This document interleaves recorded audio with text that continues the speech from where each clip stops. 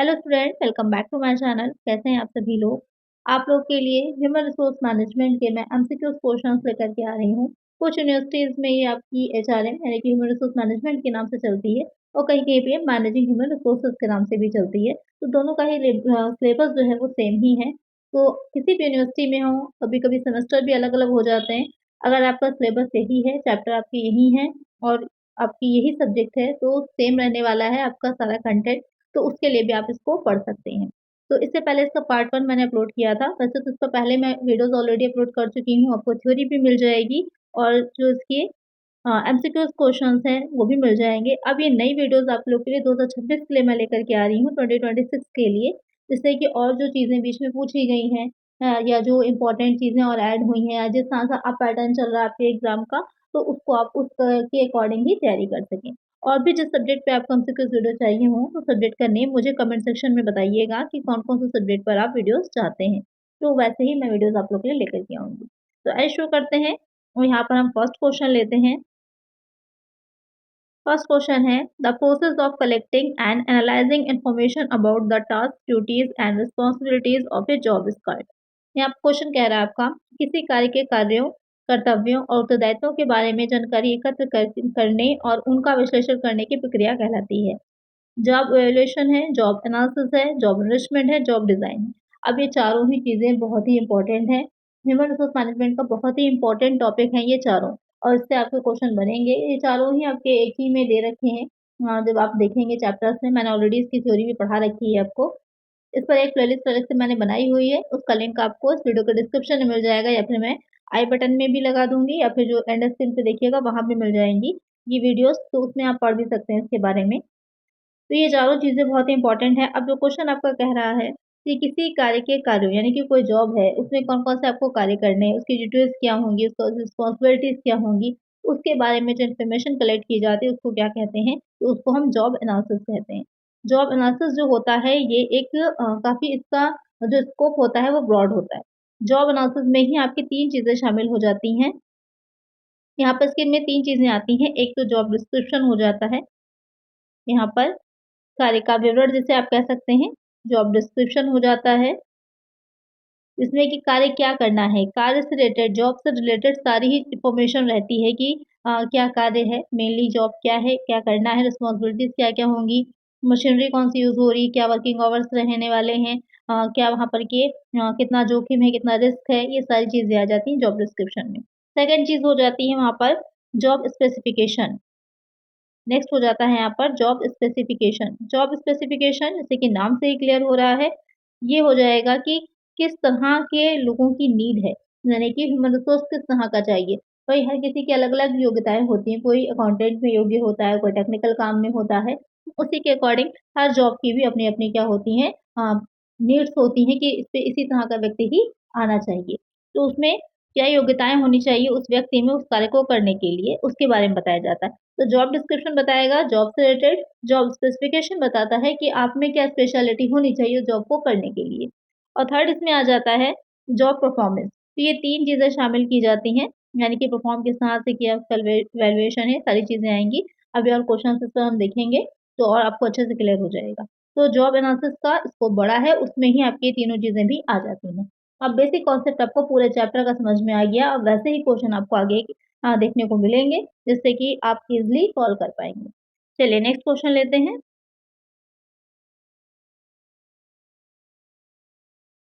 A written statement of what the worker actually does, how he or she does it, and what the job's working conditions are is it. एक लिखित विवरण की कर्मचारी वास्तव में क्या करता है, वह इसे कैसे करता है और कार्य की कार्य परिस्थितियाँ क्या हैं, उसे कहा जाता है। Job specification, job evaluation, job description, job classification. अब यहाँ पर कि जॉब के बारे में बताया गया है कि वो क्या कार्य कर रहा है, कार्य की परिस्थितियाँ आ गई, जॉब की कंडीशंस की वर्किंग कंडीशंस क्या रहेंगी और उसको कौन-कौन से काम करने होंगे। तो अभी मैंने आपको बताया ये चीज़ किसके बारे में होती है, तो ये हो जाता है जॉब डिस्क्रिप्शन। जॉब के बारे में बताया जा रहा है कि आपका कार्य क्या होगा, जैसे वैकेंसी कोई आती है, तो वहाँ पर जॉब रोल होता है कि आपका रोल क्या होगा वहाँ पर, आप क्या करेंगे? तो वही चीज़ हो जाती है जॉब डिस्क्रिप्शन। करेक्ट आंसर हमारा ऑप्शन सी है। और ये टॉपिक बहुत इंपॉर्टेंट है, इससे आपको क्वेश्चन ज़रूर देखने को मिलेंगे। नेक्स्ट है यहाँ पर the primary purpose of job evaluation is to determine. कार्य मूल्यांकन का प्राथमिक उद्देश्य क्या निर्धारित करना है? एम्प्लॉय परफॉर्मेंस, कर्मचारी प्रदर्शन, ट्रेनिंग नीड्स, प्रशिक्षण की आवश्यकताएं, the relative worth of a job, कार्य का सापेक्ष मूल्य, रिक्रूटमेंट सोर्सेस, भर्ती के स्रोत। तो यहाँ पर क्वेश्चन कह रहा है प्राइमरी पर्पस यानी कि मेन क्या होता है उद्देश्य कार्य के मूल्यांकन करने का, जॉब के इवैल्यूएशन का मेन रीजन क्या होता है। एम्प्लॉय परफॉर्मेंस यानी कि कर्मचारी का प्रदर्शन किस तरह का था ये पता करना, उसको कितनी ट्रेनिंग की नीड है, क्या उसको ट्रेनिंग चाहिए है और किस तरह की ट्रेनिंग चाहिए है, इसको पता करना। The relative worth of a job, कार्य का सापेक्ष मूल्य यानी कि जितना कार्य उसे दिया गया है वो किस तरह से कर पा रहा है कि नहीं कर पा रहा है, जैसे उसको सैलरी प्रोवाइड कराई जा रही है उसके अकॉर्डिंग उसका काम है कि नहीं है। रिक्रूटमेंट सोर्स, किस तरह से रिक्रूट किया जा रहा है।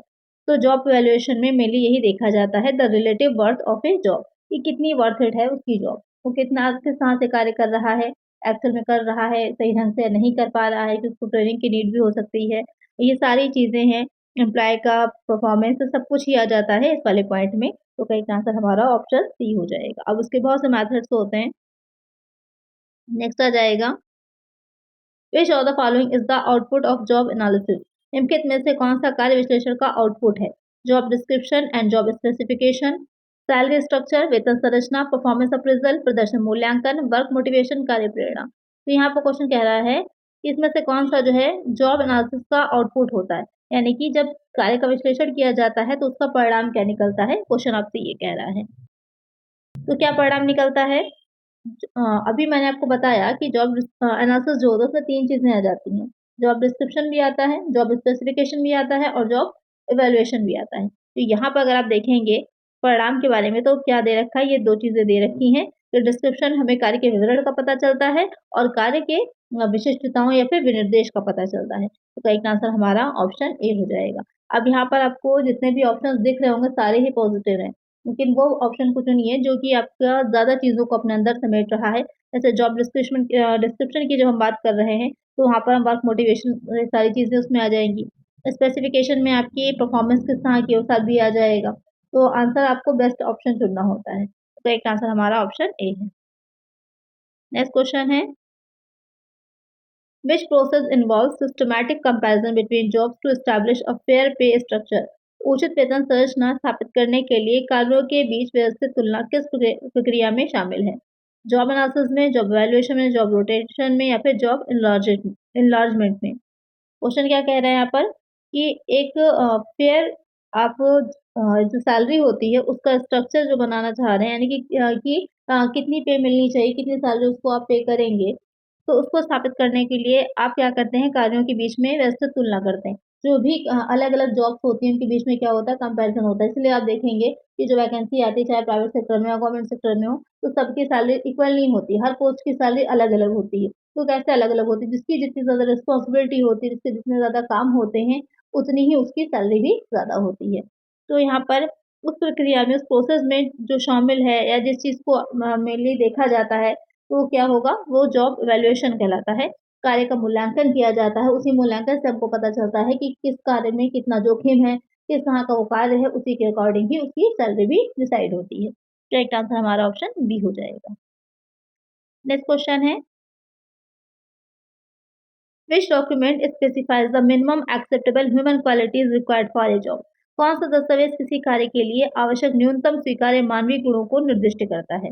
Job description, job specification, job summary, job design. यानी कि ह्यूमन क्वालिटीज की बात किसमें की जा रही है, किस तरह के जो ह्यूमन रिसोर्सेज हैं वो रिक्वायर्ड हैं किसी भी जॉब के लिए, तो वो क्या कहलाता है, तो वो आपका हो जाता है जॉब स्पेसिफिकेशन। अभी मैंने बताया आपको कार्य विनिर्देश कि किसी कार्य को करने के लिए किस तरह के योग्य व्यक्ति की नीड है, किस तरह का व्यक्ति हमको चाहिए है, तो उसमें क्या-क्या एजुकेशन क्वालिफ़िकेशन होनी चाहिए या अदर भी क्वालिफ़िकेशन, जैसे कंप्यूटर की नीड होती है, कहीं-कहीं पर टाइपिंग के लिए होता है, कहीं-कहीं पर जो है आपका वैसे वाले भी टेस्ट होते हैं, जैसे कहीं-कहीं पर मेडिकल कंडीशंस भी कुछ होती हैं, उसको भी देखा जाता है, जैसे आर्मी में है या एयरफोर्स में, नेवी में जाइएगा तो वहाँ पर वो कंडीशंस भी आती हैं, या पुलिस की जो वैकेंसीज़ आती हैं उसमें भी रहता है कि रनिंग वगैरह की जाती है, तो वो सारी चीज़ें आ जाती हैं। तो ये सब चीज़ें किसमें आती हैं? जॉब स्पेसिफिकेशन में ही आती हैं। करेक्ट आंसर हमारा ऑप्शन बी हो जाएगा। चलिए नेक्स्ट है, the process of grouping similar types of work together is known as. समान प्रकार के कार्यों को एक साथ समूहित करने की प्रक्रिया को क्या कहा जाता है? Job classification, job rotation, job evaluation, job analysis. यहाँ पर क्या कह रहा है कि समान प्रकार के कार्य यानी कि एक ही तरह के कार्य जो होते हैं उनको एक ग्रुप बना लिया जाता है। उस प्रक्रिया को हम क्या कहते हैं? उसे क्या कहा जाएगा? जॉब क्लासिफिकेशन बोला जाता है उसे, कार्य का वर्गीकरण करना। एक आंसर क्या हो जाएगा हमारा? ऑप्शन ए हो जाएगा। नेक्स्ट क्वेश्चन है, job evaluation is primarily used to establish. कार्य मूल्यांकन के प्राथमिक उपयोग क्या स्थापित करने के लिए किया जाता है? ट्रेनिंग गोल्स को, साउंड वेज डिफरेंशियल्स को, एम्प्लॉय मोटिवेशन को, वर्क एनवायरनमेंट को। तो यहाँ पर जॉब इवैल्यूएशन जो किया जाता है उसका मेनली जो सबसे ज़्यादा अधिकतम यूज़ होता है, तो अभी मैंने इसके बारे में आपको समझाया ही, किस तरह के लिए जो साउंड वेज डिफरेंशियल्स है उनको स्थापित करने के लिए किया जाता है। तो एक आंसर हमारा ऑप्शन बी है। जब आप बेसिक कॉन्सेप्ट समझ लेते हैं किसी भी चीज़ का, तो वहाँ पर किसी भी तरह का क्वेश्चन आपसे पूछा जाएगा, आपको बहुत ईज़िली आप आंसर दे पाएँगे। लेकिन बहुत कन्फ्यूज़न इन तीनों चीज़ों में रहता है, इसलिए इस पे एक सेपरेट वीडियो मैंने बनाई, जिससे कि आपको कन्फ्यूज़न क्लियर हो जाएगा। तो वहाँ पर कोई भी क्वेश्चन उससे रिलेटेड आएगा तो आप आसानी से सॉल्व कर लेंगे।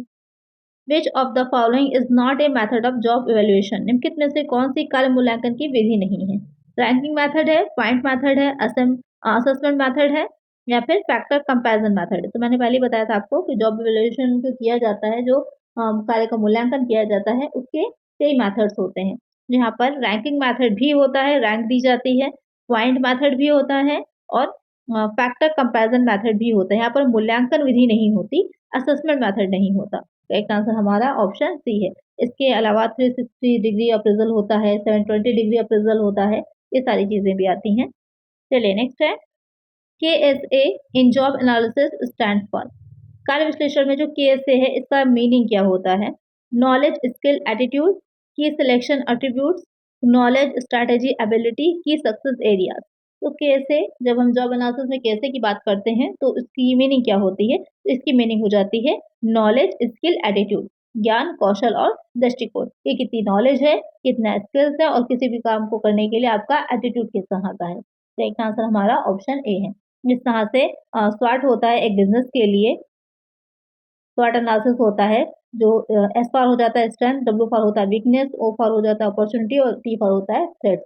यानी कि कितनी आपकी शक्तियाँ क्या-क्या हैं, आपकी कमजोरियाँ क्या हैं, आपके पास अवसर कौन-कौन से हैं और आप चुनौतियों को किस तरह से सामना करते हैं। तो ये एक बिजनेस के लिए हो जाता है। सेम वैसे ही जॉब एनालिसिस में क्या होता है, किसी व्यक्ति की नॉलेज देखी जाती है, स्किल देखी जाती है और उसका एटीट्यूड देखा जाता है। एक आंसर हमारा ऑप्शन ए है।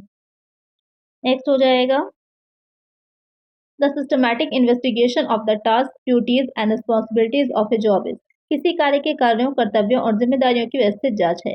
जॉब डिस्क्रिप्शन, कार्य विवरण, जॉब एनालिसिस, कार्य विश्लेषण, जॉब एनरिचमेंट, कार्य संवर्धन, जॉब इवैल्यूएशन, कार्य मूल्यांकन।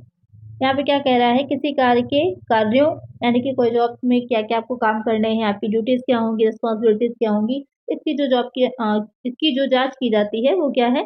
तो क्या हो जाएगा इसका करेक्ट आंसर? जल्दी से कमेंट सेक्शन में मुझे बता दीजिए, क्योंकि आपको मैंने सबके बारे में बहुत अच्छे से समझा ही दिया है, तो अब आपको क्लियरली समझ में आ गया होगा कि इसका करेक्ट आंसर क्या होगा। तो जल्दी से इसका आंसर कमेंट करिएगा। चलिए नेक्स्ट क्वेश्चन लेते हैं। The horizontal expansion of a job by adding similar level tasks is called। समान स्तर के कार्यों को जोड़कर नौकरी के क्षैतिज विस्तार को कहा जाता है। Job enrichment, job enlargement, job rotation, job design. यहाँ पर क्या कह रहा है कि समान स्तर के कार्य यानी कि जो एक ही लेवल के टास्क होते हैं उन सबको जोड़कर जो एक नौकरी के क्षैतिज यानी कि जो जॉब है उसका हॉरिजॉन्टल एक्सपेंशन जो होता है वो क्या कहलाता है? तो उसको हम जॉब एनलार्जमेंट बोलते हैं, कार्य का विस्तार करना बोलते हैं। एक आंसर क्या हो जाएगा? ऑप्शन बी होगा। नेक्स्ट क्वेश्चन है, which document serves as the basis for each job being evaluated. कौन सा दस्तावेज प्रत्येक मूल्यांकन किए जा रहे कार्य के लिए आधार के रूप में कार्य करता है? Job specification, job description, job ranking, performance appraisal. यहाँ पे क्या कह रहा है कि कौन सा दस्तावेज प्रत्येक मूल्यांकन किए जा रहे कार्य के लिए आधार के रूप में कार्य करता है। तो अगर आप एवेल्युएशन करेंगे तो किस बेस पर करेंगे?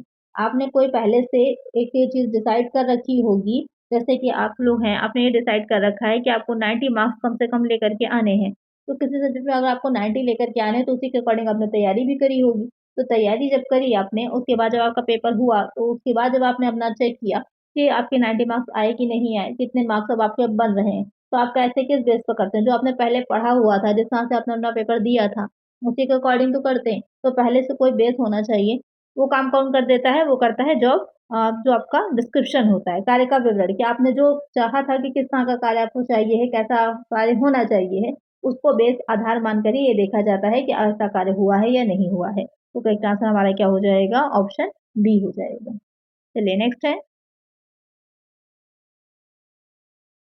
Job evaluation tries to make a systematic comparison between कार्य मूल्यांकन किसके बीच व्यवस्थित तुलना करने का प्रयास करता है वर्कर्स मशीन्स जॉब डिपार्टमेंट तो कार्य मूल्यांकन किसके बीच व्यवस्थित तुलना करेगा तो ये जॉब इवैल्यूएशन जो किया जाता है कार्यों के बीच में ही तुलना की जाती है कि कौन सा कार्य किस तरह से करना था हुआ है या नहीं हुआ है तो करेक्ट आंसर हमारा ऑप्शन सी हो जाएगा चलिए नेक्स्ट है collecting job information through observation is best suited for अवलोकन ऑब्जर्वेशन के माध्यम से कार्य की जानकारी एकत्र करना किसके लिए सबसे उपयुक्त होता है क्रिएटिविटी जॉब्स के लिए रिपीटेटिव मैनुअल जॉब्स के लिए मैनेजरियल जॉब्स के लिए प्रोफेशनल जॉब्स के लिए यहाँ पर क्वेश्चन कह रहा है कि collecting job information through observation यानी कि अवलोकन अवलोकन में क्या होता है कि कोई कार्य हो रहा है किस तरह से हो रहा है उसको आप देख रहे हैं ऑब्जर्व कर रहे हैं, उसके माध्यम से जो आप जानकारी, नॉलेज या फिर जो आपको इन्फॉर्मेशन मिल रही है, तो सबसे ज़्यादा किसके लिए? तो उस काम के लिए आपके लिए हेल्पफुल होगा,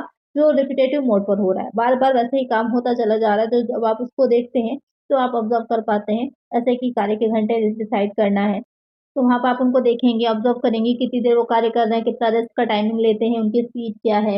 ये सारी चीज़ों को आप देख पाते हैं। तो वहाँ पर रिपिटेटिव मैनुअल जॉब्स में तो एक आंसर क्या हो जाएगा हमारा ऑप्शन बी हो जाएगा। जो क्रिएटिव जॉब्स होती है तो उसमें तो आप नहीं कह सकते हैं कि कोई भी नए आइडिया को जनरेट करने में, कोई नए आइडिया को आने में कितना टाइम लगेगा, किस तरह से वो जो वर्क करेगा, आप उसके बारे में पहले से नहीं कुछ डिसाइड कर सकते। प्रबंधकीय कार्य जो होते हैं वो top level management team management level पे होते हैं, लेकिन उसकी अपनी पॉलिसीज़ बनाना होती हैं, ये सारे कार्य अलग हो जाते हैं। प्रोफ़ेशनल जॉब जो होती हैं, पेशेवर कार्य तो जैसे कि प्रोफ़ेशनल में क्या आ जाता है जैसे डॉक्टर है, इंजीनियर है, ये सब प्रोफ़ेशनल वर्क हो जाते हैं, तो वहाँ पे आप नहीं कर पाएँगे। मेन होता है रिपिटेटिव मैनुअल जॉब्स में। करेक्ट आंसर ऑप्शन बी है। नेक्स्ट क्वेश्चन है identifying potential candidates and attracting them to apply is संभावित उम्मीदवारों की पहचान करना और उन्हें आवेदन करने के लिए आकर्षित करना क्या कहलाता है? Selection, induction, recruitment, placement. तो यहाँ पर संभावित उम्मीदवारों की पहचाने के कैंडिडेट जो पोटेंशियल कैंडिडेट्स हैं, उनको पहचानना, उनको आइडेंटिफ़ाई करना और उन्हें अप्लाई करने के लिए आकर्षित करना। तो जब कोई वैकेंसी आती है कोई वैकेंसी जब आती है तो उसका विज्ञापन आता है, एडवर्टाइज़मेंट आता है। तो जो एडवर्टाइज़मेंट होता है, उसी एडवर्टाइज़मेंट में आप देख पाते हैं कि कितनी पोस्ट आई हैं, किस-किस अलग-अलग डिपार्टमेंट में आई हैं, उसकी सैलरी क्या है, क्या-क्या क्वालिफ़िकेशन होनी चाहिए आपके पास। तो ये सारी चीज़ें आपको किससे पता चलती हैं? एडवर्टाइज़मेंट से पता चलती हैं। तो उस एडवर्टाइज़मेंट करने के बाद आप क्या करते हैं, उसको और क्या बोला जाता है, उसको हम रिक्रूटमेंट भी बोलते हैं। क्या बोलते हैं? रिक्रूटमेंट बोलते हैं और उसी रिक्रूटमेंट के आने के बाद ही तो आप आवेदन कर पाते हैं। पहले तो आवेदन नहीं कर पाएँगे, जब आपका एडवर्टाइज़मेंट आएगा, रिक्रूटमेंट आएगी, तब आप उसमें आवेदन कर पाते हैं। तो यहाँ पर पहचान करना और आवेदन के लिए आकर्षित करना किसमें आता है? भर्ती में आता है, रिक्रूटमेंट में आता है। जो भी एलिजिबल कैंडिडेट्स हैं, पोटेंशियल कैंडिडेट्स हैं, उसमें अप्लाई कर सकते हैं। उसके बाद आपने रिक्रूटमेंट भर्ती में अप्लाई तो कर दिया, अप्लाई करने के बाद अब आप उसका एग्ज़ाम देंगे, एग्ज़ाम हो या इंटरव्यू हो, जिस भी बेस पर हो रहा हो। उसके बाद क्या प्रोसेस क्या आती है, फिर आ जाता है सिलेक्शन, चयन किया जाता है। तो रिक्रूटमेंट में फॉर्म तो जितने भी एलिजिबल कैंडिडेट्स हैं, सब भर सकते हैं। तो ये क्या है, इसको हम पॉज़िटिव भी बोलते हैं। इसको ये एक पॉज़िटिव आपका है कि एक पॉज़िटिव फैक्टर यहाँ पे लगता है और जब सिलेक्शन किया जाता है, तो सभी का तो नहीं होगा। सपोज़ चलिए रिक्रूटमेंट अगर आ रहा है सिर्फ़ 300 पोस्ट के लिए, तो यहाँ पर 300 कैंडिडेट्स क्या होंगे? सिलेक्ट होंगे, तो बाकी क्या हो जाएँगे? रिजेक्ट हो जाएँगे। तो यहाँ पर ये नेगेटिव होती है। ये भी क्वेश्चन पूछा जाता है कि कौन-सी सकारात्मक है? सकारात्मक भर्ती होती है और नकारात्मक चयन हो जाता है। तो करेक्ट आंसर यहाँ पर हमारा ऑप्शन सी है। चलिए नेक्स्ट क्वेश्चन है which method of job evaluation is non analytical and simplest कार्य मूल्यांकन की कौन सी विधि गैर विश्लेषणात्मक और सबसे सरल है point method factor comparison ranking method quantitative method तो यहाँ पर कौन सी सबसे सरल होती है गैर विश्लेषणात्मक यानी कि यहाँ पर नॉन एनालिटिकल और सिंपलेस्ट तो वो हो जाती है रैंकिंग मेथड यहाँ पर क्या होता है किस तरह का कार्य है उसको मूल्यांकन करके उसमें रैंक दे दी जाती है तो सबसे इजी वाला हो जाता है एक आंसर हमारा ऑप्शन सी वाला हो जाएगा चलिए नेक्स्ट क्वेश्चन है job analysis is a process of gathering information about the. कार्य विश्लेषण किसके बारे में जानकारी एकत्र करने की एक प्रक्रिया है। जॉब होल्डर, कार्यधारक, ऑर्गेनाइजेशन, संगठन, जॉब, कार्य, मैनेजमेंट, प्रबंधन। यहाँ पर क्या कह रहा है कि कार्य विश्लेषण किसके बारे में, तो किसके बारे में कर रहे हैं, तो सारा ही काम किस लेके आ जा रहा है, जिससे कि कोई कार्य कराया जा सके, उस कार्य को हम क्या कहते हैं, जॉब कहलाती है। एक आंसर हमारा ऑप्शन सी हो जाएगा। चलिए नेक्स्ट है vertical expansion of a job to increase autonomy and responsibilities. स्वायत्तता और जिम्मेदारी बढ़ाने के लिए नौकरी के लंबवत विस्तार को कहा जाता है। जॉब इनलार्जमेंट बोलते हैं, जॉब इनरिचमेंट बोलते हैं, जॉब रोटेशन बोलते हैं, जॉब इवैल्यूएशन बोलते हैं। सेम ऐसा ही एक क्वेश्चन अभी मैंने आप लोग को कराया, जिसमें कि क्या था, वहाँ पर हॉरिजॉन्टल एक्सपेंशन हो रहा था, तो उसका आंसर क्या था, जॉब इनलार्जमेंट होता है, कार्य का विस्तार होता है। यहाँ पर क्या हो रहा है, वर्टिकल एक्सपेंशन हो रहा है। तो जब वर्टिकल एक्सपेंशन होता है तो उसको हम जॉब इनरिचमेंट बोलते हैं, कार्य संवर्धन कहा जाता है। करेक्ट आंसर क्या हो जाएगा हमारा, ऑप्शन डी हो जाएगा। नौकरी का लंबवत विस्तार, वो क्या था, नौकरी का क्षैतिज विस्तार था। तो दोनों को याद रखिएगा, कोई भी पूछ सकता है एग्जाम में। करेक्ट आंसर हमारा ऑप्शन बी है। चलिए नेक्स्ट क्वेश्चन लेते हैं।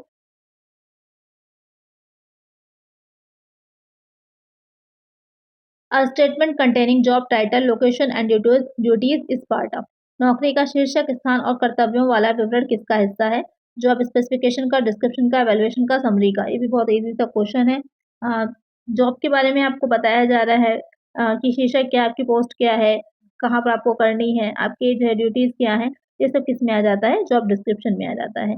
और आप लोग की ड्यूटी क्या है, आप लोग की ड्यूटी ये है कि जल्द से जल्द वीडियो को लाइक कर दीजिए। आप लोग लाइक बहुत कम करते हैं, देखते हैं लेकिन लाइक नहीं करते। लाइक ज़रूर से कर दिया करिए और हाइप कर दिया करिए। और ज़्यादा से ज़्यादा ग्रुप्स में जहाँ पर भी आप ऐड हैं तो वीडियो को प्लीज़ शेयर ज़रूर कर दिया करिए। चलिए नेक्स्ट क्वेश्चन लेते हैं।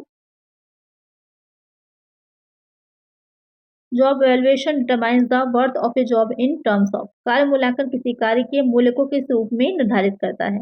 Efforts required, responsibility involve, both A and B, employee behaviour. यहाँ पे क्या कह रहा है कि जो जॉब वैल्यूएशन किया जाता है किसी कार्य के मूल्यांकन को किस रूप में निर्धारित करता है। तो यहाँ पर आवश्यक प्रयास उसने कितने के, एफर्ट्स उसके क्या है ये भी देखता है, और रिस्पॉन्सिबिलिटी इन्वॉल्व कितनी उसकी जिम्मेदारी थी उस कार्य को करने की। तो बोथ ए एंड बी हो जाएगा। चलिए नेक्स्ट क्वेश्चन है which term is not associated with the job analysis. कौन सा शब्द कार्य विश्लेषण से संबंधित नहीं है। टास्क है, ड्यूटी है, कंप्लीटर है, पोजीशन है। तो यहाँ पर क्या रिलेटेड नहीं है जॉब एनालिसिस से, तो कंप्लीटर, प्रतियोगी की यहाँ पर कोई नीड नहीं होती, प्रतियोगी की कोई बात ही नहीं की जा रही। टास्क भी होते हैं, ड्यूटीज भी होती हैं और पोजीशन भी होती है, कंप्लीटर नहीं होगा। एक आंसर क्या हो जाएगा, option C. Next question is the foundation of organisational productivity and employee satisfaction is. संगठनात्मक उत्पादकता और कर्मचारी संतुष्टि की नींव है। जॉब एलोकेशन, कार्य आवंटन, जॉब हैजर्ड, कार्य का खतरा, जॉब प्राइसिंग, कार्य मूल्य निर्धारण, जॉब वैलिडिटी, कार्य वैधता। यहाँ पे क्या कह रहा है, इस संगठनात्मक उत्पादकता और कर्मचारी संतुष्टि, यानी कि जो एम्प्लॉय है वो सेटिस्फाइड होगा और ऑर्गेनाइजेशन प्रोडक्टिविटी भी बढ़ेगी। वो किस में होता है, जॉब एलोकेशन में, यानी कि जो व्यक्ति जिस कार्य के लिए सही है उसको वही कार्य दिया जाए, जिससे कि उसको कार्य करने में संतुष्टि भी होगी और वो ज़्यादा अच्छी, क्योंकि सेटिस्फाई रहेगा तो ज़्यादा अच्छे मन लगा करके अपने काम को कर पाएगा, उतना ही उसका रिस्पॉन्स भी अच्छा रहेगा। तो करेक्ट आंसर हमारा ऑप्शन ए हो जाएगा। Next question is ranking jobs from highest to lowest based on duties. कर्तव्यों के आधार पर नौकरियों को उच्चतम से निम्नतम तक रैंक करना है। जॉब ग्रेडिंग है, रैंकिंग मेथड है, फैक्टर मेथड है, अप्रेजल है। तो अभी ये मैंने बताया ही था, रैंक दी जाती है वहां पर हाईएस्ट टू लोएस्ट तक, तो हो जाता है रैंकिंग मेथड होता है जॉब वैल्यूएशन का। एक आंसर हमारा ऑप्शन बी हो जाएगा। नेक्स्ट क्वेश्चन है job analysis consist of which two components. कार्य विश्लेषण में कौन से दो घटक शामिल हैं। Job description and job specification, recruitment and selection, training and development, goals and rewards. तो यहाँ पर जॉब एनालिसिस जो होती है उसमें कौन सी दो चीजें आती हैं, तो किसके बेस पे की जाती है, अभी मैंने आप लोग को समझाया भी है या ये क्वेश्चन रिपीट हो गया है। तो जो आ जाती हैं आपकी दो चीजें, डिस्क्रिप्शन और स्पेसिफिकेशन आती हैं। एक आंसर यहाँ पर हमारा ऑप्शन है। तो आज की वीडियो में हमने 25 क्वेश्चन को सॉल्व किया है और यहाँ पर आपको अच्छे से क्लियर हो गया होगा किसके बारे में, जॉब एवेल्युएशन के बारे में, जॉब डिस्क्रिप्शन के बारे में कि क्या होता है, किस तरह से किया जाता है, जॉब स्पेसिफिकेशन क्या है, वो सारी कंफ्यूजन आपकी क्लियर हो गई होगी, क्योंकि बहुत डाउट रहता है इन तीनों पॉइंट्स में। तो आज की वीडियो में इतना ही। आई होप आपको वीडियो अच्छी लगी होगी और इसी तरह के वीडियोस के लिए चैनल को सब्सक्राइब जरूर से कर लीजिएगा और किस सब्जेक्ट पर आपको और एमसीक्यूज वीडियो चाहिए तो सब्जेक्ट का नाम जरूर कमेंट कर दीजिएगा। आज की वीडियो में इतना ही, मिलते हैं नेक्स्ट वीडियो में। Thank you.